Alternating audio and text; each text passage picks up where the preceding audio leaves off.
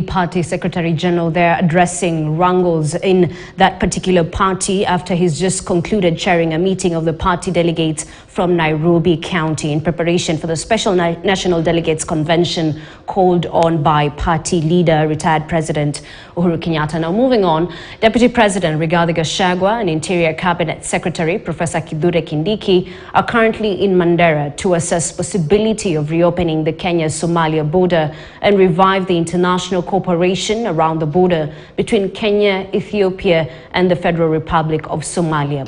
The DP and the CS toured the two country borders points early Thursday morning and were joined by British High Commissioner. Our reporter Daniel Kariuki is in Mandera and now joins us live with more details. Kariuki, good afternoon. What more can you tell us? Good afternoon to you, and you have said it right that the Deputy President, accompanied by the Interior Cabinet Secretary Kithure Kindiki, have just concluded a meeting in matters to do with the Kenya, Ethiopia and Somali border point project that is part of the UK and Kenyan agreement. Remember yesterday the CS Interior and the Security Minister, Foreign Affairs Security Minister from the UK signed a pact to see that they have combated the insecurity both regionally and internationally. And today they toured this Mandera County to assess the two border points. They went to the Mandera and the Kenyan border as well, or rather the Kenya and the Somalia border, as well as the Ethiopian and Kenyan border. And remember, the border point of Kenya and Somalia had been closed for close to 10 years, and the Interior CS has already hinted,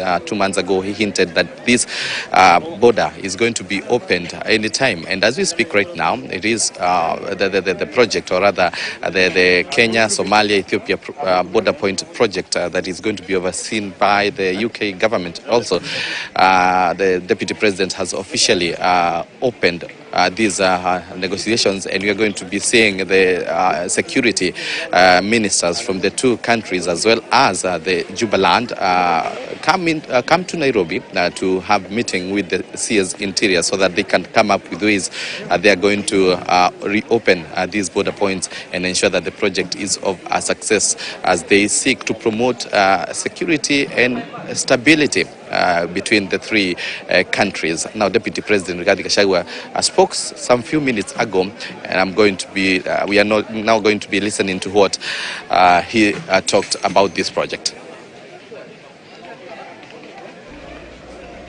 All right, thank you so much, Daniel Kariuki, for that. Let's just listen in to what the DP had to say on regards to the same. Excellencies, I welcome you all to this significant launch of the Kenya-Somalia-Ethiopia borderlands project. This project, which is supported by the British government, is a strategic investment for Kenya and the Horn of Africa, a region whose people have often felt marginalized and neglected. It's also a pragmatic and sustainable approach to the socio-economic challenges the region has grappled with for decades. As the government of Kenya, we are confident that it will contribute to the ongoing peace and stability efforts and improved socio-economic status of the borderlands people. Distinguished guests, indeed, our borderlands are infamous for insecurity, constant inter- and intra-community conflicts, low literacy, poverty, and harmful cultural practices, harsh climate, among others. As of February this year, at least 36 million people at the Horn of Africa were wallowing in a fierce famine when the region was under the longest drought in 4 decades. Before the March 2023 rains, we had crossed the 5 million mark of people facing starvation in this country.